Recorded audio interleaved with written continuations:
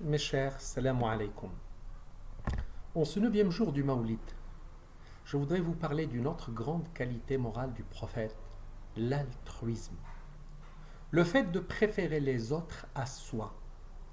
Le prophète se comportait ainsi dans sa vie de tous les jours, sans se forcer. C'était chez lui une nature. Le Coran d'ailleurs nous le recommande et le qualifie de comportement exemplaire.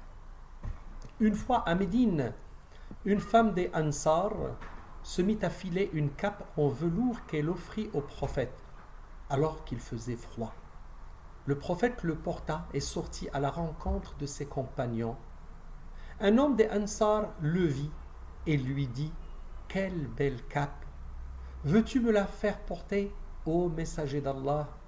Le prophète ne fit que se lever et ôter le vêtement en disant « Oui, je te la fais porter, viens à moi. » L'homme s'approcha du prophète qui l'habilla de la cape. Lorsqu'on demanda plus tard à cet homme la raison pour laquelle il avait agi ainsi, il répondit « J'ai souhaité qu'elle soit mon linceul. » L'altruisme est parmi les degrés les plus élevés de la noblesse de caractère. Il permet de débarrasser le cœur de toutes les marques d'égoïsme et de préférer autrui à soi-même.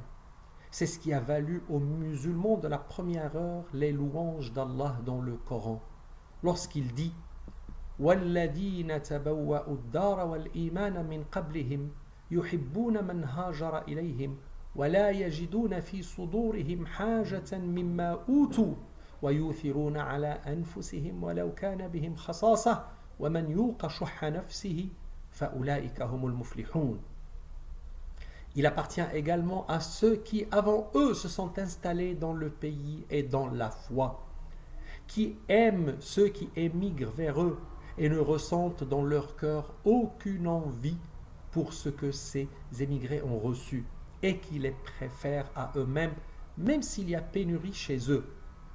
Quiconque se prémunit contre sa propre avarice, ceux-là sont ceux qui réussissent. Ainsi, le prophète a appris aux premiers compagnons et à travers eux à nous que le sacrifice pour autrui est la forme la plus élevée d'altruisme.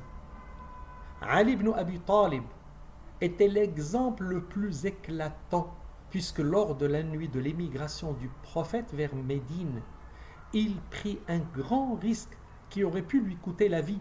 En effet, ce soir-là, il passa la nuit dans le lit du prophète pour faire croire à ses persécuteurs mécois qu'il était le prophète et ainsi rendre facile l'émigration de celui-ci.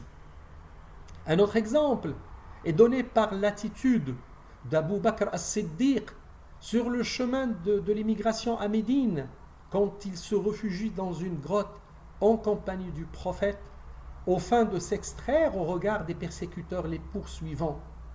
Son regard, attiré par le trou d'un reptile venimeux, il y appliqua son pied, protégeant ainsi le prophète et s'exposant lui-même aux morsures du reptile. Tout cela montre que les premiers musulmans se sont inspirés du comportement du prophète et se sont conformés à ses recommandations.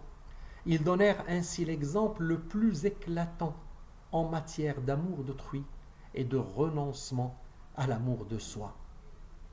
Nous avons grand besoin aujourd'hui de raviver ces valeurs et renouveler notre foi avec l'islam véritable, l'islam de la modération et de la tolérance, l'islam de l'amour et de la paix, l'islam de l'équité et l'égalité tel qu'il fut incarné par le prophète et ses disciples, et de marcher sur leurs traces et de suivre la bonne direction qui était la leur.